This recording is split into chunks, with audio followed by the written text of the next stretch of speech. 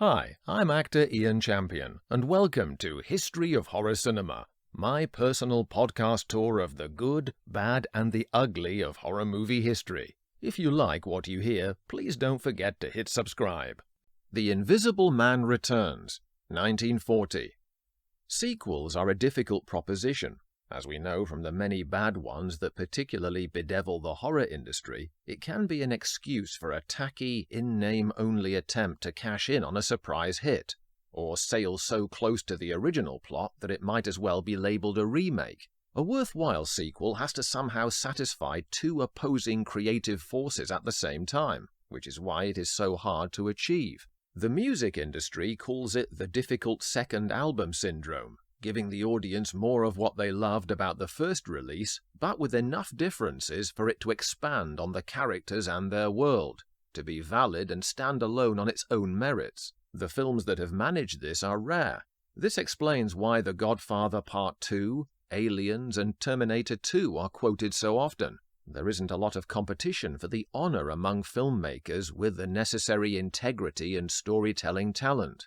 Universal had built up a roster of what we now know as potentially lucrative horror franchises since 1931, featuring almost all of their icons, barring the Wolfman series proper and the later Creature from the Black Lagoon, but they were forced to sit on them during the mid-30s slump generated by a censorious climate backlash against such material. The studio also suffered damaging losses of almost $2 million in 1936 and another million still in 1937. After an enterprising New York cinema owner double-billed Dracula and Frankenstein in 1938, the returns were surprisingly high enough to prompt a full-steam drive into a second horror wave. Inevitably, there was a temptation to sacrifice quality for quantity to make up for their lean period. Universal did their best to control this to begin with, producing The Excellent Son of Frankenstein in 1939, and here a considered sequel to The Invisible Man. The Invisible Man returns 7 years in reality after the original, but stated as 9 in the film, and manages to be a quality follow-on to its predecessors, if at times a little predictable in plot. It was written by Lester Cole and the German-born Kurt Siodmak, who would make a stronger mark on the Universal Hall of Fame the next year with his first of the Wolfman series, birthing their third most popular monster after the Stoker and Shelley gruesome twosome. The director was Joe May, a Viennese early pioneer in German cinema, working with such luminaries as Conrad Veidt and Fritz Lang, who, like both of them, felt forced to emigrate to the USA under his homeland's growing sympathy towards Nazism. May took over from James Whale, who, as I've already discussed, superbly directed The Invisible Man, and, as we shall see, makes a creditable job of continuing his predecessor's themes and tone. The story begins below stairs at the impressive home of Sir Geoffrey Radcliffe, whose butler and other staff fret about his impending execution for murdering his brother Michael, unless a last-minute reprieve can be sought. His fiancée, Helen, a soulful Nan Gray, who previously played a victim of Dracula's daughter in 1936, appeals to Richard Cobb, Radcliffe's cousin, who is unable to use his influence in time. Cobb is played by the venerable Sir Cedric Hardwicke, one of the nicknamed Hollywood Raj colony of British expatriate actors, a great stage exponent of Bernard Shaw, much loved by the author, whose genre film roles would include Jehan Frollo in Lawton's The Hunchback of Notre Dame in 1939, The Ghost of Frankenstein, 1942, as well as more illustrious work such as King Edward IV in Olivier's 1955 Richard III.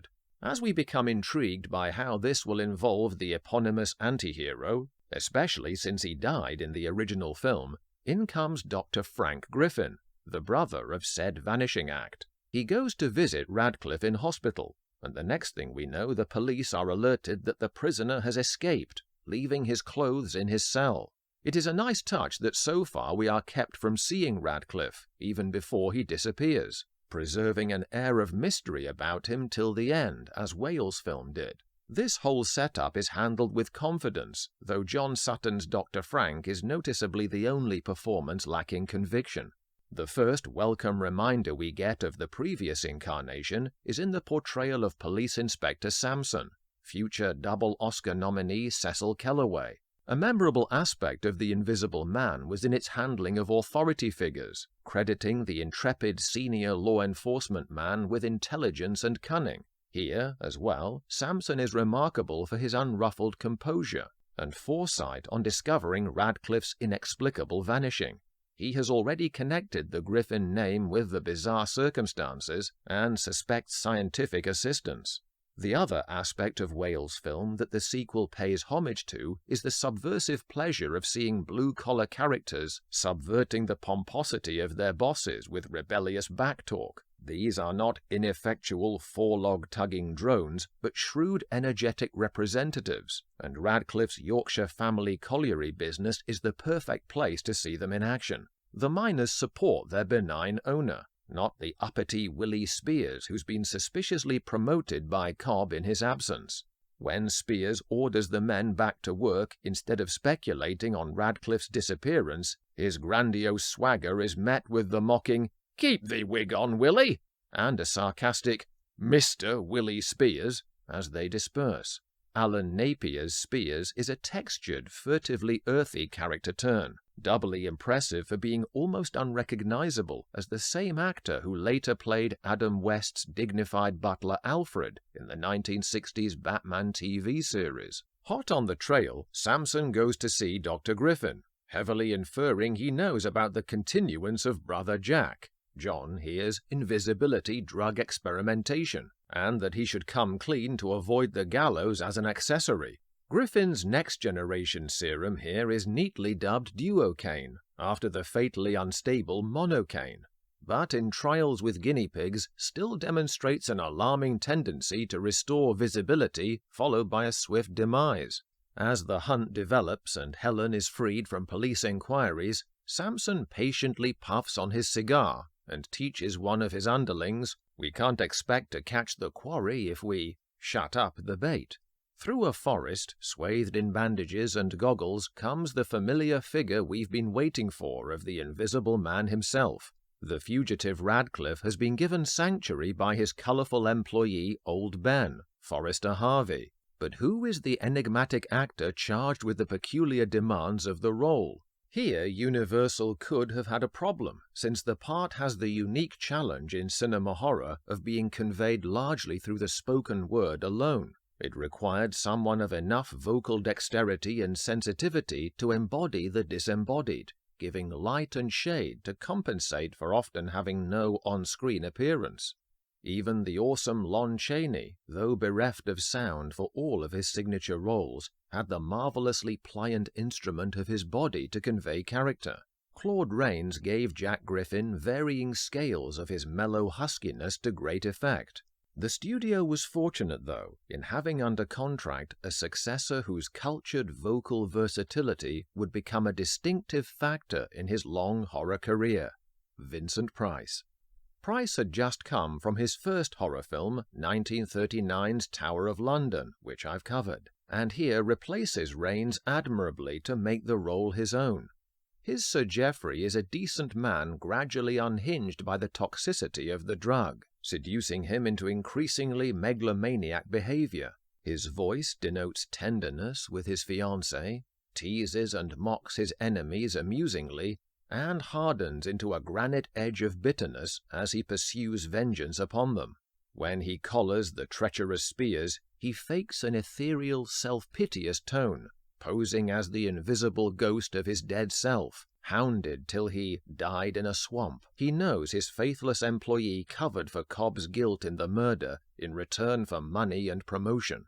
The invisibility visual effects are handled once more by John P. Fulton, William Hedgecock and Bernard B. Brown, earning Fulton another of his 3 Academy Award nominations across successive sequels.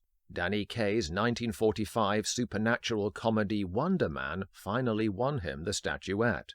Although when watching with digital resolution the fine wires are noticeable that hold up Radcliffe's floating gun, most of the effect sequences are still excellent, in particular the impressive optical view through his empty eye sockets into the inside rear of his bandaged head. The plot device of clearing his name adds another dimension of audience sympathy and urgency to Radcliffe's cruelty, where the previous film solely made the serum the cause of his homicidal instability. This is not to say he isn't turning into a hugely dangerous liability for his loved ones. Radcliffe has dinner with Griffin and Helen, and it quickly becomes evident that he is losing his mind to drug-induced delusions of grandeur. After topical ideas about harnessing his power as a weapon of war, his tightly wrapped body betrays an unraveling mind. Griffin recalls his solemn promise to restrain Radcliffe if the duocane sent him into a mad frenzy, with declarations such as, "It makes me king. I am Nemesis." His friend is a saucepan that has well and truly boiled over, unreachable even to appeals to his friendship. "I don't want friends. I shall have worshippers and followers." After they dose his champagne, he pretends to regain his sanity, but flees the scene to continue his revenge rampage. In the manhunt's building tension, there's room for a touch more wit at the expense of junior coppers, with the obtuse officer insisting, "I'd have to see him before I can believe he's invisible," before Radcliffe corners Cobb at the colliery with the trussed-up spears ready to squeal on him. Interestingly, in the lead-up to this, Radcliffe spits out a surprisingly homophobic allusion to Spears being Cobb's boyfriend, a nuance we hadn't expected. He then strangles Cobb in a coal cart, chugging up the mechanized track that leads to the culprit making a confession before dying.